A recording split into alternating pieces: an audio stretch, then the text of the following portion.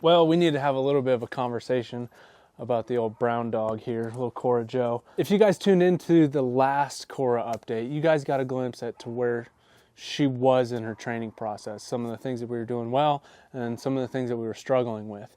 And so I did a lot of thinking about where she was at and what she needed.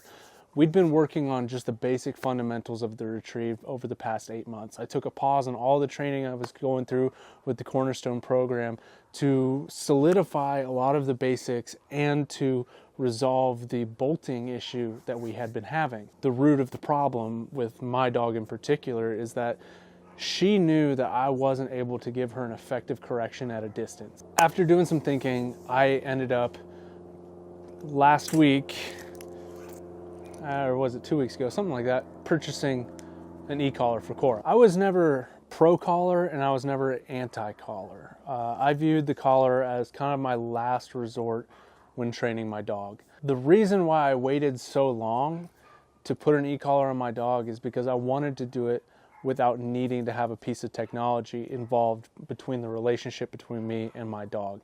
I wanted to have my dog so tuned into me that I didn't need this to have her be obedient anywhere we went. But that's not the dog I was dealt. With those struggles of not relying on this over the past year and 8 months or so is what we've been training, I've learned a lot along the way. So as you guys know, I've been following the Cornerstone Gun Dog training program. It's been fantastic. We're following the 52 Plus program, which gives a step-by-step, day-by-day training outline to follow to get your dog from a puppy to a gun dog. Now, as a new trainer and a new dog owner, I had a lot to learn myself. I went into training my dog thinking, I'm going to follow this program to the T. We're going to run these drills that it says to run on this day and do it 4 days a week. And then within 52 weeks, I'm going to have a finished bird dog. That's not the case. I had to learn a lot for myself. I had to think of ways to improvise and adapt and learn my dog's mannerisms and behaviors and attentiveness to be able to train the dog that I had. There's no cut and dry program out there that's going to just solve all your problems. I had to adapt the program to me and my dog. So backtracking a little bit, we've done tons of obedience and memories throughout the past 8 months. And it seemed like we were making a slight progress. I mean, from 8 months ago to now, tremendous progress from what we were solidifying with the fundamentals. And I'm glad that I took that time. And now that I've incorporated the e-collar into our training, all of that fundamental work that I've done that I felt like I just wasn't being successful, I was just getting failure after failure, my dog just wasn't performing like she was, like I wanted her to. All of that work that I laid over the past, let's just say a year, once this came into play, boom. It was like I had a completely different dog, and it's like everything that we trained up until this point, she knew it, but she chose to do something else because she knew that she could get away with it at a distance. Distance was always her friend. I can't even tell you how many times I've thrown a crock across the backyard because she wasn't listening. She knew that at a distance, she could get away with things. And that was our biggest issue that we were facing. And so now that we've solidified a lot of our basic obedience and basic retrieving skills, and we've incorporated the e-collar properly with collar conditioning, it is just fantastic. I was being stubborn to the point where I had in mind what I wanted, and so I was just blocking out everybody's suggestions. I was trying to follow my program and what they were teaching me, which Cornerstone is neither pro-collar or anti-collar. Their way of training relies on the basic fundamentals of conditioning itself. So going by the program that I was following, it didn't incorporate e-collar into training, and so that was up to me and my personal decision. So I'm not upset that I waited so long or mad at myself or wishing I did it sooner because I'm getting such great results now. I think realistically, because of the time that I took just drilling in the fundamentals, this is really bringing that out more than what I was seeing. Based on what I've seen over the past few weeks when incorporating collar into training, it's like she's snappy. She's just doing exactly what she needs to do. And that's the biggest thing, is like I finally have a line of communication with my dog to where if I give a command, she knows to listen to me.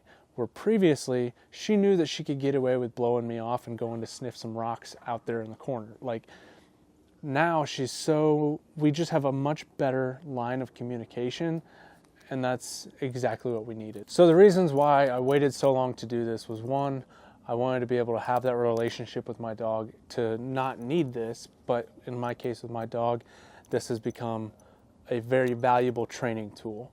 And two, I now have a better understanding of timing, reading my dog, knowing what to look for, all the fine nuances, to where a year ago, there would have been a lot of times where I was using this improperly and at the wrong times and would have ended up with a bad result. So I'm glad I waited a little bit longer to incorporate this into training, because I now have a better, broader understanding of dog training in and of itself, and I have a better understanding of the dog that I'm working with. I'm really excited. I'm excited to get Cora out there. I'm excited to see where we go with the training and just building on top of what we have.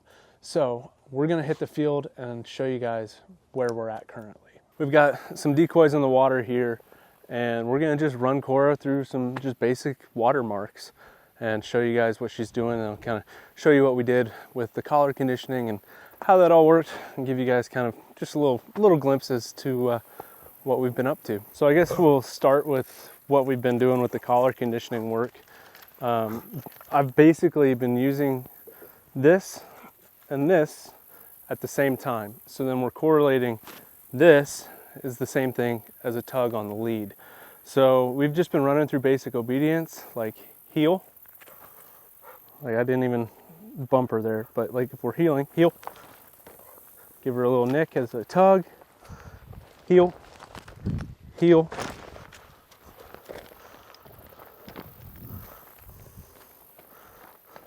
And we'll do a sit, sit. And so basically we're just correlating things, and it seems to be clicking with her pretty good. So let's get to the retrieves. That's what we all want to see. Just give you a real basic mark. See how you do. Mark. Cora. Oh, that drops off pretty quick. Shallow water was always tough for us. She would get to the edge of the water where she could walk around, and then she'd just bolt. So I actually thought this was a little bit of a slower taper going out. Good girl, here. So yeah, she's just full on swimming out there. But we'll see how she can do this transition going from the water to here. That was always a struggle. She would stop at the edge and drop. But we've been working on it, so hopefully we'll see that.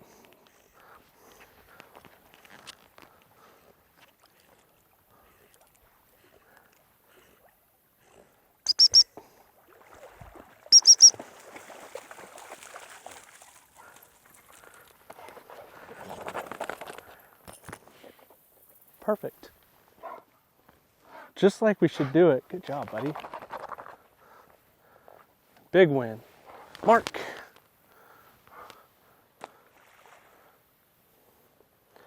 Focus on steadiness. Cora. She's going a little slower now that she knows it drops off. That's funny.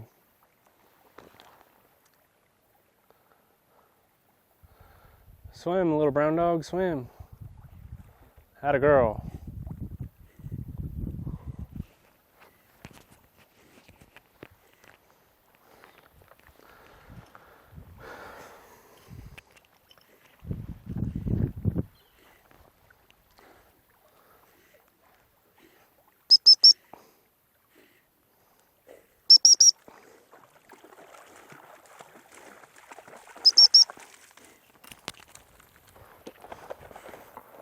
Atta girl.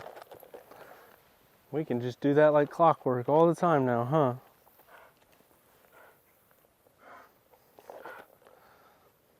do a little short one.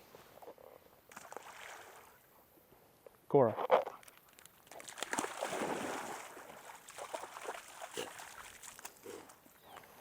Good dog. Drop. Good. All right, now let's run a double. Mark. I'm whizzing a little bit quick on these retrieves, but trying to condense it all for a video. Mark. You can pick which one you want. You can pick which one you want, Cora. Cora.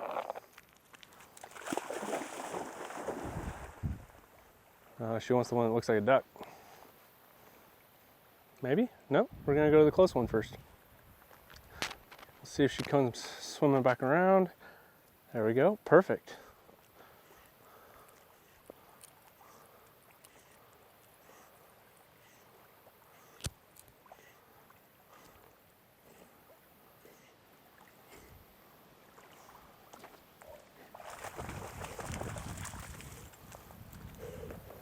Where's your bird?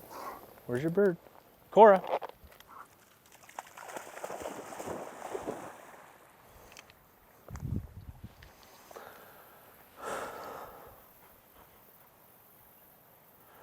Like I said, it just seems like this was the missing piece. It's like we're just kind of on the same page now. She's got a good understanding of what she needs to do. She's known what she's needed to do the whole time, but she's just chosen to do what she wanted to do instead of finishing the retrieve.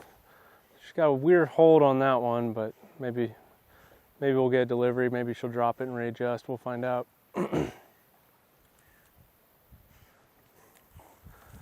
Here.